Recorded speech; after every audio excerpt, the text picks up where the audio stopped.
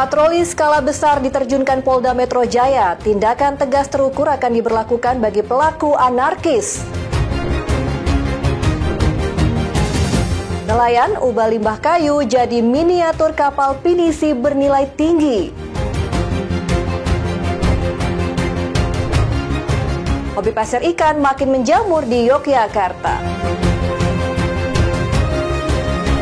Halo, selamat malam pemirsa setia Berita Nasional TV. Senang sekali Berita Nasional Malam kembali hadir menyapa Anda. Selain 3 berita utama tadi, akan ada informasi lainnya dari dunia politik, ekonomi, hingga isu sosial yang sedang hangat diperbincangkan. Bersama saya, Restu Landari, inilah Berita Nasional Malam selengkapnya. Kita langsung ke berita utama pemirsa. Patroli skala besar diterjunkan aparat gabungan Polda Metro Jaya dan Mabes Polri. 324 personil dikerahkan untuk mengamankan situasi di Jakarta dan sekitarnya agar tetap aman dan kondusif. Polda Metro Jaya menggelar patroli skala besar untuk mengamankan wilayah Jakarta dan sekitarnya.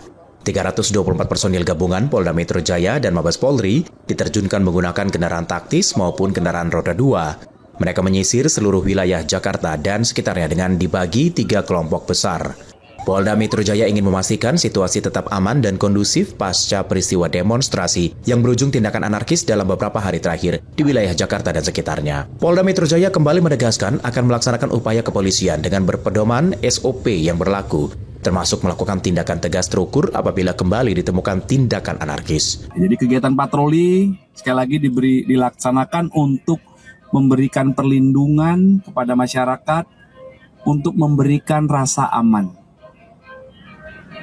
Kami juga mengaturkan terima kasih kepada masyarakat dan semua pihak yang telah bersama-sama berkomitmen secara nyata berpartisipasi aktif untuk mewujudkan situasi Kamtipmas yang kondusif di wilayah hukum Polda Metro Jaya. Dalam pelaksanaan upaya kepolisian guna mewujudkan situasi Kamtipmas yang kondusif ini, kami akan tetap berpedoman pada SOP yang berlaku. Ada tahapan-tahapan kegiatan atau upaya kepolisian yang sudah dipahami oleh anggota-anggota kami di lapangan. Ya, dari mulai kegiatan imbauan, edukasi, persuasif, peningkatan kehadiran kepolisian, dan komitmen tegas dalam hal ditemukan tindakan-tindakan atau perilaku anarkis dari pihak-pihak yang tidak bertanggung jawab, itu akan dilakukan tindakan tegas secara terukur. Theo Fandi, Berita Nasional TV. Anggota fraksi PDI Perjuangan DPR RI, Said Abdullah, meminta maaf atas pernyataan dan aksi joget yang dilakukan 2 koleganya, yakni Deddy Sitorus dan Sadarea Tuati, yang dinilai menyinggung publik. Hal tersebut disampaikan Said saat ditemui di Kompleks Parlemen Senayan, Jakarta, Senin siang. Said menyatakan pernyataan Deddy Sitorus dan sikap Sadares Tuati yang berjoget saat sidang tahunan menjadi pelajaran bagi partainya. Ia juga meminta kesempatan kepada publik agar partainya bisa menyikapi polemik tersebut. Saya sebagai anggota fraksi PD Perjuangan atas nama Pak Deddy Sitorus, Ibu Sadares Tuati sungguh-sungguh minta maaf jika kemudian ada kesalahan, kekhilafan yang dilakukan oleh Pak Deddy dan Ibu Sitorus. Dengan segala kerendahan hati kami minta maaf. Natasa Alko, Ade Chandra, Berita Nasional TV. Ketua Umum Partai Golkar, Bahlil Lahadalia, menegaskan bahwa partainya telah resmi menonaktifkan Adis Kadir dari keanggotaan dan jabatan pimpinan di DPR RI. Keputusan itu menurutnya merupakan tindak lanjut dari arahan partai dalam menegakkan disiplin dan etika kader. Ketua Umum Partai Golkar Bahlil Lahadalia mengatakan calon pengganti Adis Kadir di DPR RI masih dalam tahap pembahasan. Bahlil menambahkan soal siapa yang akan menggantikan posisi Adis Kadir di DPR maupun di kursi pimpinan akan ditentukan kemudian. Sebelumnya, Sekretaris Jenderal Golkar Muhammad Sarmuji mengumumkan bahwa penonaktifan Adis Kadir mulai berlaku 1 September 2025. Ia menegaskan bahwa keputusan ini sejalan dengan sikap partai untuk selalu menjadikan aspirasi rakyat sebagai acuan perjuangan politik. Sekjen saya sudah menyampaikan bahwa Pak Adis Kadir, kader Partai Golkar yang sekarang menjadi Menteri DPR, dilakukan nonaktif ya. Terima kasih. Pak, dari posisi yang digantikan siapa Pak? Golkar gimana Pak? Posisinya di DPP gimana Pak? Nanti kami akan bahas selanjutnya di fraksi Golkar. Adapun langkah ini juga disebut sebagai bentuk tanggung jawab moral Golkar di tengah sorotan publik sekaligus untuk menjaga kepercayaan masyarakat. Adis Kadir sebelumnya menuai kontroversi setelah pernyataannya mengenai kenaikan tunjangan anggota DPR, termasuk soal kompensasi rumah dinas 50 juta rupiah, tunjangan beras, dan transportasi. Pernyataan tersebut kemudian ia cabut sehari setelah menuai kritik luas. Dio Malau, Berita Nasional TV. Kita beralih ke informasi lain, pemirsa. Polisi dari Polresta Bandara Soekarno-Hatta bersama TNI menggelar patroli skala besar dan menyisir seluruh area terminal bandara. Tujuannya memastikan objek vital bandara kondisi aman dari gangguan apapun. Anggota Polresta Bandara Soekarno-Hatta bersama TNI menggelar patroli skala besar menyisir area Terminal 1, 2, dan 3, serta perimeter utara selatan, juga wilayah TOD Bandara Soekarno-Hatta, Tangerang, Banten pada Minggu malam hingga Senin dini hari. Patroli gabungan digelar untuk memastikan objek vital di Bandara Soekarno-Hatta dalam kondisi aman dan kondusif dari gangguan apapun. Selain itu, untuk menciptakan rasa aman dan nyaman bagi pengguna jasa penerbangan serta masyarakat beraktivitas di Bandara Soekarno-Hatta. Polisi memastikan masyarakat tidak perlu khawatir dan bisa beraktivitas di bandara seperti hari biasa. Kami sampaikan bahwa Bandara Soekarno-Hatta ini adalah objek vital nasional, sehingga kita memastikan Bandara Soekarno-Hatta sebagai pintu gerbang bangsa dan negara ini supaya senantiasa aman dan kondusif.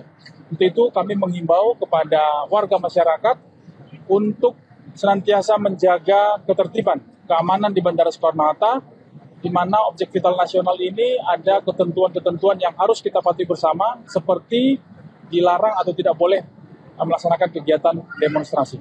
Lebih jauh, Ronald mengimbau masyarakat tetap tenang karena TNI Polri akan melindungi rakyat Indonesia.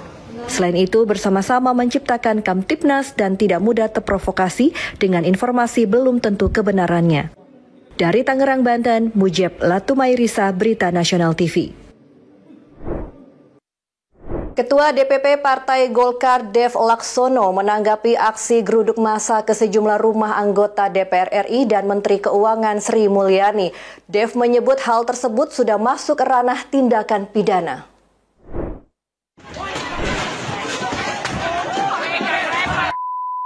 Ketua DPP Partai Golkar Dev Laksono memberi respon mengenai geruduk massa ke rumah sejumlah anggota dewan. Menurut Dev, tindakan tersebut sudah masuk ranah tindakan pidana.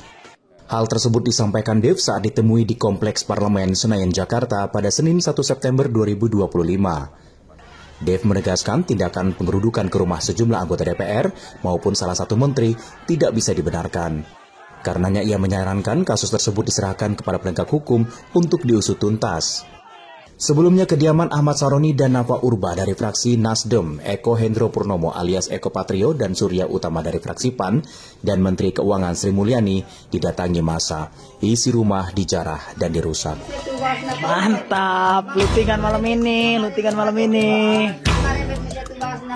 Itu sudah jadi tindak pidana, sudah penjarahan. Tentu itu tidak dapat dibenarkan dan kita serahkan kepada aparat hukum. Memang bila mana ada yang pelanggaran pidana agar diproses sesuai dengan aturan dan undang-undang yang berlaku. Atas Alko, Ade Chandra, Berita Nasional TV. Informasi berita lainnya akan kami sajikan usai jeda berikut ini. Tetaplah bersama kami di Berita Nasional Malam.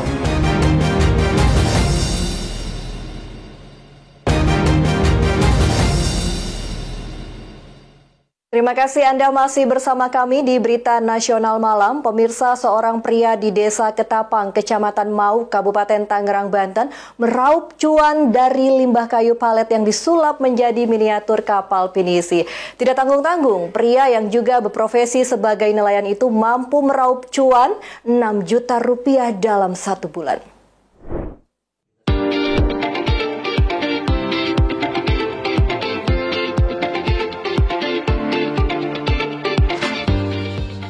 Pria bernama Jenny tampak sibuk membuat miniatur kapal pinisi di depan rumahnya di Desa Ketapang, Kecamatan Mau, Kabupaten Tangerang, Banten. Pria 57 tahun yang juga berprofesi sebagai nelayan ini tampak terampil mengubah limbah kayu palet menjadi karya seni yang bernilai ekonomis tinggi tersebut. Meski menggunakan alat sederhana, Jenny tetap teliti dan memperlihatkan detail saat membuat miniatur kapal pinisi agar terlihat semirip mungkin dengan kapal pinisi aslinya. Selain miniatur kapal pinisi, Jenny membuat karya seni miniatur lainnya seperti sepeda motor Vespa, miniatur masjid hingga miniatur gitar dari limbah kayu palet. Jenny mengatakan pembuatan kapal pinisi dari limbah kayu palet sudah digelutinya sejak tahun 2022. Bermula saat dirinya menemukan limbah kayu palet di laut. Meski awalnya hanya iseng membuat miniatur kapal pinisi dari limbah kayu palet tersebut, namun siapa sangka tetangganya suka dan akhirnya membeli miniatur kapal pinisi buatannya. Jenny kemudian membeli limbah kayu palet untuk membuat miniatur kapal pinisi hingga sekarang. Ia mengaku keahliannya membuat miniatur kapal pinisi didapat secara otodidak. Menurut Jenny, untuk membuat satu miniatur kapal pinisi ukuran 30 cm hingga 60 cm membutuhkan waktu selama 10 hari. Jenny mengaku awalnya kesulitan untuk memasarkan miniatur kapal pinisi, namun berkat informasi dari mulut ke mulut, pesanan kapal pinisinya terus berdatangan. Untuk kapal pinisi ukuran 30 cm dibanderol Rp700.000, untuk ukuran 60 cm dibanderol Rp1 juta. Dalam 1 bulan, Jenny mengaku bisa mendapat cuan Rp6 juta. Selain dari wilayah Tangerang, pesanan datang dari Serang, Pandeglang, Bekasi, dan juga Jakarta. Nggak pernah, dari ide sendiri aja. Bahkan melihat kapal pinisi aslinya juga belum. Belum, paling lewat di laut aja, lewat yang biasa dari Kali Baru. Yang penting kerjanya yang rapi, faktor utama sekecil apapun kita amplas, itu aja. Meski demikian, Jenny berharap adanya bantuan peralatan yang memadai dari pemerintah Kabupaten Tangerang agar pembuatan miniatur kapal pinisi bisa lebih berkembang. Dari Kabupaten Tangerang, Mujib Latumairisa, Berita Nasional TV. Beralih ke informasi lain, Komisi Nasional Hak Asasi Manusia memberikan atensi serius atas insiden kendaraan taktis milik Korps Brigade Mobil Kepolisian Indonesia melindas pengemudi ojek online hingga tewas saat membubarkan massa demo di Jakarta Pusat Kamis malam. Saya ingin membacakan sikap Komnas HAM. Komnas HAM memberikan atensi serius atas insiden kendaraan taktis milik Korps Brigade Mobil Kepolisian Indonesia yang melindas pengemudi ojek online hingga tewas saat membubarkan massa demo di Jakarta Pusat pada Kamis malam. Ketua Komnas HAM, Anis Hidayah, mengatakan lembaganya menyayangkan insiden tersebut. Menurutnya, Komnas HAM telah melakukan serangkaian langkah termasuk pengamatan media dan media sosial serta peninjauan di lapangan dari tanggal 25 Agustus hingga hari ini. Kejadian itu merupakan salah satu bentuk kekerasan yang tidak bisa ditoleransi dan berpotensi kuat melanggar HAM. Terhadap aksi unjuk rasa yang terjadi di Jakarta sejak tanggal 25 Agustus 2025 hingga hari ini, Komnas HAM sudah melakukan serangkaian langkah-langkah termasuk pengamatan media sosial, dan juga peninjauan lapangan pada tanggal 26 dan 29 Agustus 2025 beberapa pihak terkait, dan sore hari ini kami juga akan meminta keterangan kepada 7 pelaku yang juga sudah diperiksa oleh Propam. Siang hari ini Komnas HAM juga akan meminta keterangan. Komnas HAM tentu menyampaikan duka cita yang sangat mendalam atas meninggalnya almarhum Afan Kurniawan dan juga korban luka lainnya, serta mengecam tindakan Oknum Kepolisian Republik Indonesia yang telah melakukan tindakan brutal sehingga mengakibatkan hilangnya nyawa. Atas rangkaian langkah-langkah tersebut, Komnas HAM menemukan fakta-fakta di lapangan. Bersama dengan itu, ia meminta Kepolisian Negara Republik Indonesia mengordinasikan seluruh elemennya untuk menghormati, melindungi, dan memenuhi HAM saat menghadapi masa aksi. Dio Malau, Berita Nasional TV.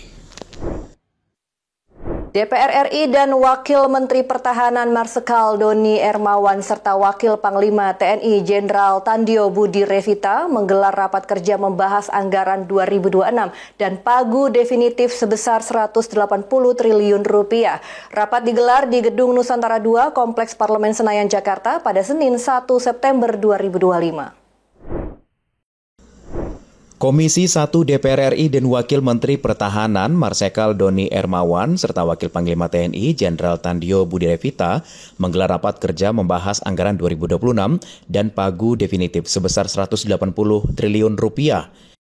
Wakil Ketua Komisi 1 DPR RI, Dev Laksono menerangkan pembahasan anggaran 2026 menjadi kesempatan bagi Komisi 1 DPR RI untuk memastikan TNI memiliki kemampuan memadai menghadapi tantangan keamanan nasional. Dev menyebutkan pembahasan anggaran 2026 mengenai bagaimana modernisasi mampu meningkatkan kemampuan dan kapasitas TNI menghadapi perkembangan global ke depannya.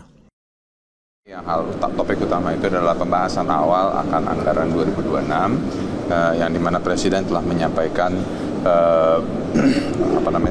rencana beliau untuk anggaran 2026 dan juga pagu definitifnya sekitar 180-an triliun, dan ya kita ingin membahas lebih detail tentang bagaimana modernisasi dan juga peningkatan kapasitas TNI dalam menghadapi perkembangan global ke depan. Natasha Alko, Adi Chandra, Berita Nasional TV.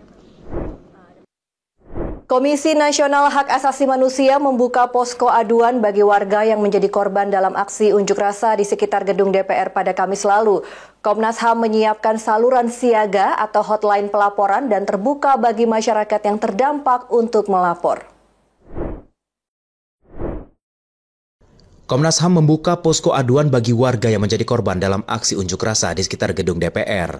Ia menyampaikan Komnas HAM menyiapkan saluran siaga atau hotline pelaporan yang terbuka bagi masyarakat yang terdampak untuk melapor. Ia mengatakan pengadaan hotline itu agar masyarakat yang terdampak aksi kemarin dapat mengakses Komnas HAM dan menyampaikan aduannya dengan cepat. Demonstrasi di sekitar gedung DPR RI pada Kamis lalu berlangsung hingga malam dan memunculkan insiden tragis. Saya minta tolong teman-teman media untuk membantu menyebarluaskan agar masyarakat yang menjadi korban selama aksi unjuk rasa ini bisa menjangkau, bisa mengakses Komnas HAM untuk menyampaikan aduan secara cepat. Dan kami juga sudah membentuk tim untuk melakukan pemantauan di beberapa titik lokasi di Jakarta, termasuk standby di Polda dan juga beberapa rumah sakit, di mana para korban yang mengalami luka ada di beberapa rumah sakit. Sebelumnya diketahui seorang warga yang bekerja sebagai ojek online, yakni Afan Kurniawan, menghembuskan nafas terakhir usai dilindas mobil Rantis Brimob saat demonstrasi di sekitar gedung DPR RI pada Kamis malam kemarin. Dio Malau, Berita Nasional TV. Kita ke informasi selanjutnya, pemirsa. Menteri Agama periode 2020-2024 Yakut Khalil Qomas kembali jalani pemeriksaan di KPK. Yakut diperiksa sebagai saksi dalam kasus dugaan korupsi penentuan kuota dan penyelenggaraan haji di Kementerian Agama periode 2023-2024. Yakut tiba di Gedung Merah Putih KPK Jakarta jam 9 pagi. Tak sendiri, Yakut kembali didampingi juru bicaranya Ana Hasbi. Saat ditanya wartawan, Yakut tak banyak berkomentar, katanya ia datang sebagai saksi. Saya menghadiri panggilan dari KPK sebagai saksi untuk memberikan keterangan sebagaimana yang saya ketahui. Itu ya. Ada dokumen yang dibawa nggak, Gus? Nggak ada. Saya nggak persiapan. Sekarang ada SK nggak, Gus, yang dibawa? Kenapa? Tidak ada. Terima kasih. Sebelumnya, KPK juga telah mengeluarkan surat pencegahan bepergian ke luar negeri untuk Yakut dan dua pihak lain, yakni ex-Stafsus Yakut, Ispa Abdijal, serta satu pengusaha perjalanan haji Puat Hasan Masyur. Ini dugaan korupsi penentuan kuota dan penyelenggaraan haji di Kementerian Agama periode 2023-2024 telah sampai di tahap penyidikan. Negara diduga merugi hingga 1 triliun rupiah, meski demikian KPK belum menetapkan tersangka. Dari Jakarta, Tio Pandi, Berita Nasional TV. Berita menarik lainnya akan kami sajikan usai jeda berikut ini. Tetaplah bersama kami di Berita Nasional Malam.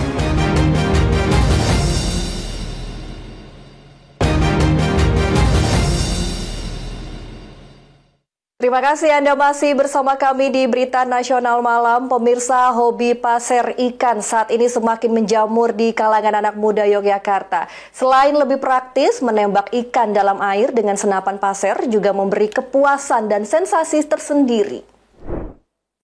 Saat ini semakin banyak penghobi memancing ikan dengan kail dan umpan beralih ke senapan pasir ikan karena dianggap lebih praktis. Hal demikian seperti yang bisa disaksikan di Bendung Tirtorjo, Desa Madurejo, Kapanewon, Prambanan, Kabupaten Sleman, Daerah Istimewa Yogyakarta. Sejumlah pencari ikan di Bendung Tirtorjo ini tampak tak lagi menggunakan kail dan umpan, melainkan senapan pasir dengan peluru dan tali senar. Menurut mereka, berburu ikan dengan senapan pasir lebih praktis dan efisien dibandingkan menggunakan kail dan juga umpan. Selain tak perlu mencari umpan, berburu ikan dengan senapan pasir ini juga tak perlu membawa banyak peralatan. Dengan senapan pasir ikan, pemburu hanya cukup membidik ikan dari kejauhan dan menambahkan peluru yang dikaitkan dengan tali senar. Saat mengenai sasaran, senar kemudian digulung untuk menarik ikan yang sudah terkena peluru yang menancap di tubuh ikan buruan.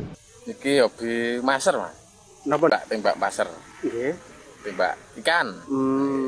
Alat senapan angin.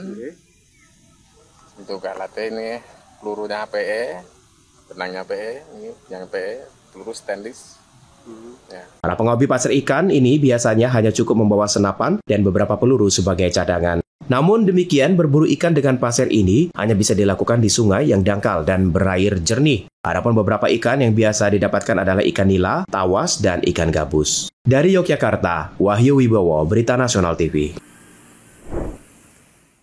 Memperingati Hari Maulid Nabi Muhammad SAW, warga di Kabupaten Lebak, Banten membuat berbagai jenis replika seperti replika T-Rex, pesawat hingga kendaraan hias, turut meramaikan suasana. Warga tampak antusias dalam membuat berbagai jenis replika dalam rangka memperingati Hari Maulid Nabi Muhammad SAW.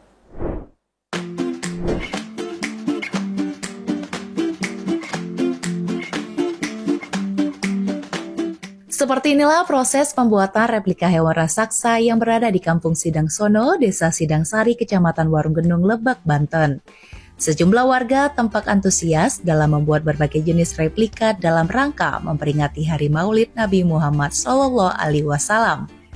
Dengan menggunakan bahan dasar bambu dan dilapisi koran hingga karung goni, replika T-Rex sepanjang 14 meter tersebut mulai berbentuk dan menyerupai aslinya. Menurut salah seorang warga, Iswandi mengatakan pembuatan replika dikerjakan selama 1 bulan. Hal ini karena pengerjaan dilakukan pada malam hari atau saat hari libur. Setiap tahun konsepnya berbeda, dan tahun ini warga membuat T-Rex sesuai permintaan masyarakat. Jarak dulu dari Kabupaten sampai Warunggenung. Yang ini banyak ya, T-Rex, ada rudal, ada tawon, ada gajah.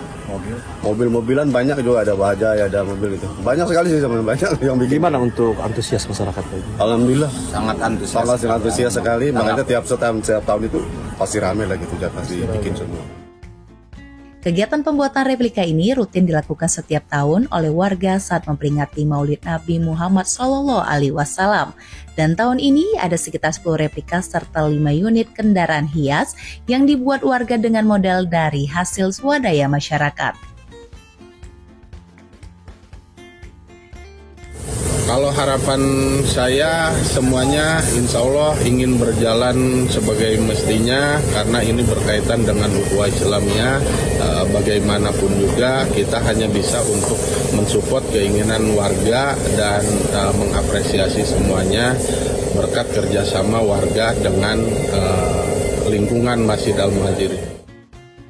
Antusias warga dalam membuat berbagai replika untuk memeriahkan Maulid Nabi menjadi tradisi yang terus dilaksanakan turun-temurun di Kabupaten Lebak.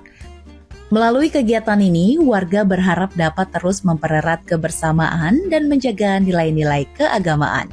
Dari Lebak, Banten, Firman Arif, Berita Nasional TV.